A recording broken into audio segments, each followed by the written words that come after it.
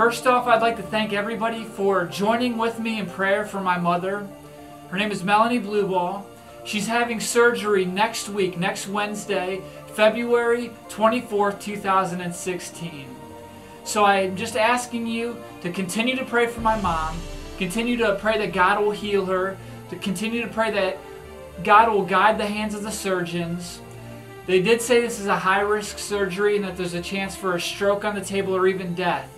So just please continue to join with me in prayer.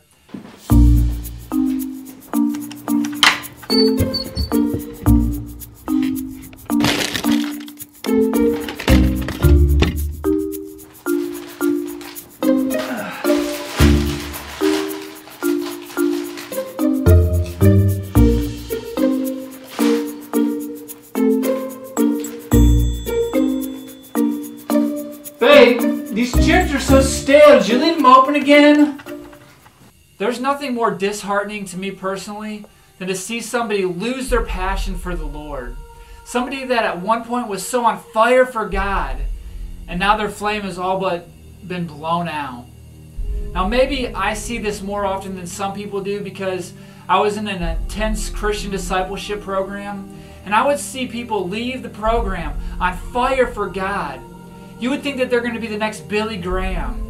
And then within a short amount of time, you see them and their passion is gone.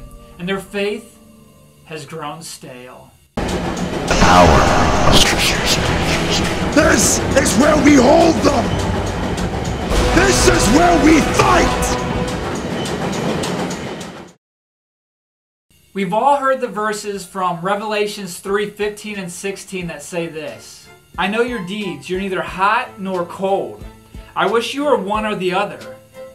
So because you are lukewarm, neither hot nor cold, I'm about to spit you out of my mouth.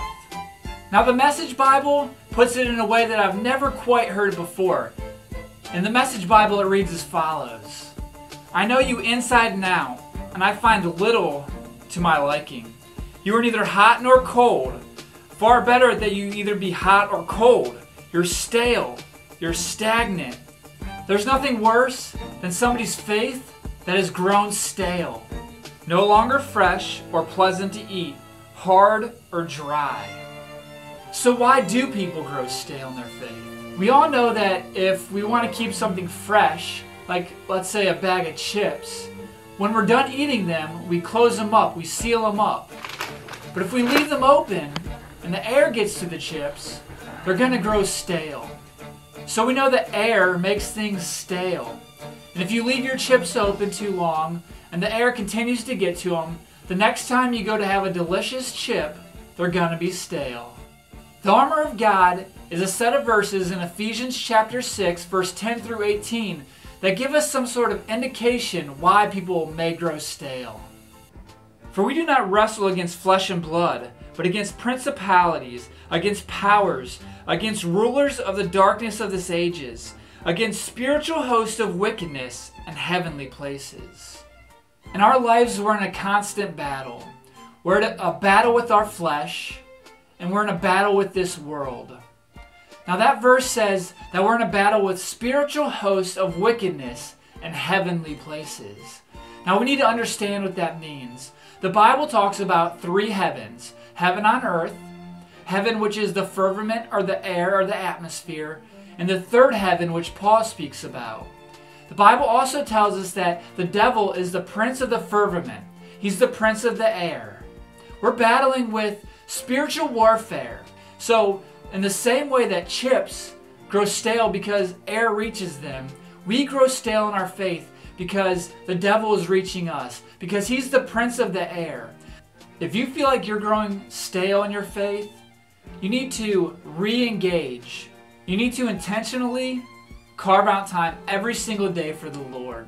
If you feel like your faith is growing stale, you need to make sure that you spend time with Him every single day, whether that's through prayer, or whether that's through worship, or whether that's through reading through the Bible. Because if you don't do that, this world is going to eat you up and spit you out. We don't want that. We want you to grow stronger in the Lord and grow closer to Him every single day. We want that fire and that passion to be back in your heart, so that way you can go out there and ignite other people and showed them how amazing God is.